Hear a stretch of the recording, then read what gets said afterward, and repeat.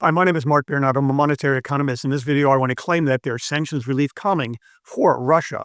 As Washington realigns with Moscow, it seems like they've followed every single check mark that they've wanted. They've infused the general public and amplified this Russian talking points throughout Congress and throughout the American collective unconsciousness. Green check mark. They've stopped, or at least they call it a pause, of aid to Ukraine, both humanitarian and military defensive aid, right? They've never said that Moscow was ruled by a dictator, it was an act of aggression, and it was initiated by Moscow. Never said that in the camera, never said it was wrong. And I don't care if you say it's a direct or indirect or direct evidence or circumstantial evidence. For me, net it's the same, because every single step, you don't have to broadcast it and say it right out, but every single step is a realignment with Moscow. And the next step is sanctions relief. Mark me, okay? Sanctions relief is coming for Moscow. Punish your good friends and democracies around the world. 25% tariffs. Only give 10% to the big boogeyman of China, okay? And then relieve the sanctions from Moscow. Help those people out. Don't help out the humanitarian aid with Ukraine. Cut off into any defensive things to protect civilians, children's hospitals, women, etc. But help out those poor oligarchs in Moscow. For me, that's a realignment, a geopolitical realignment, not with transparent democracies, free movement of labor and capital. It's an alignment with an oligarchical structure.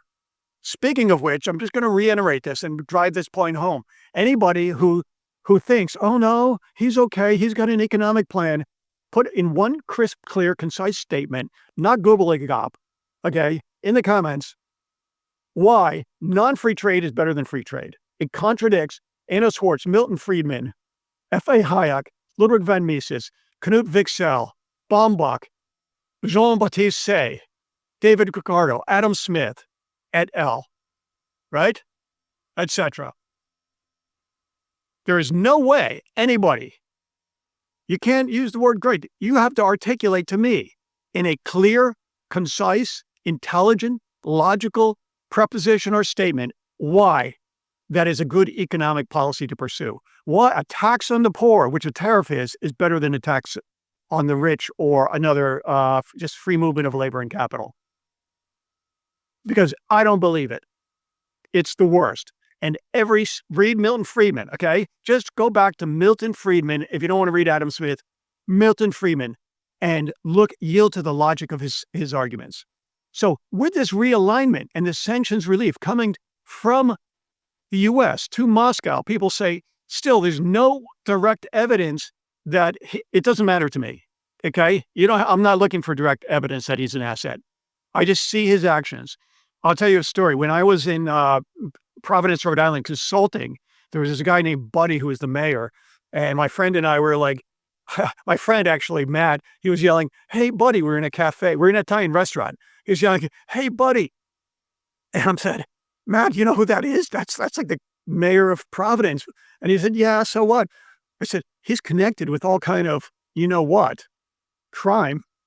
And although there's no direct evidence, he absolutely, in my mind, when I saw him go back from establishment to establishment with these big Mishniak, big tough guys collecting something, I didn't need direct evidence. That's like I said.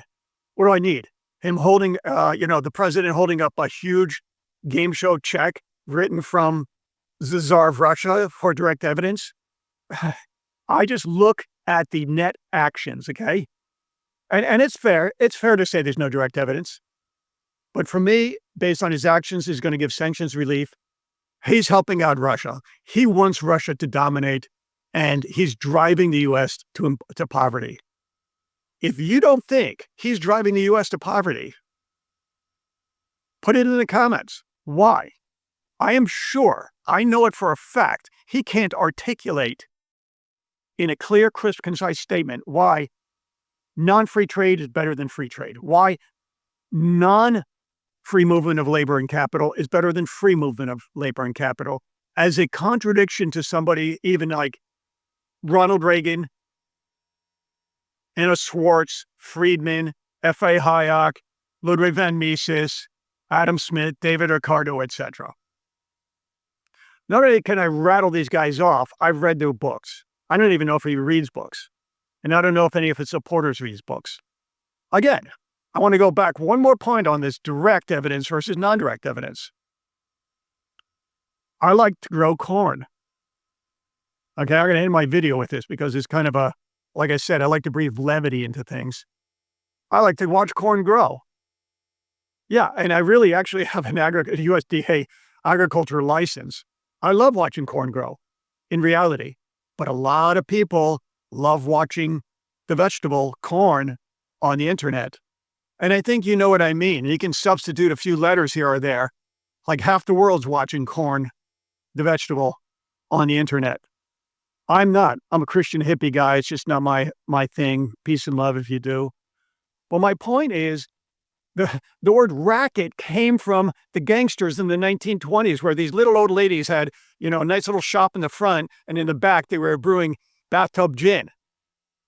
Just because somebody, like the president of the United States doesn't appear like he's got a link to Moscow, like Viktor Orban doesn't visit him, or that he never praises dictators, or that he's never been caught doing things, like this behind the scenes, just because he looks good and beautiful doesn't mean his moral soul is. Portrait of Dorian Gray.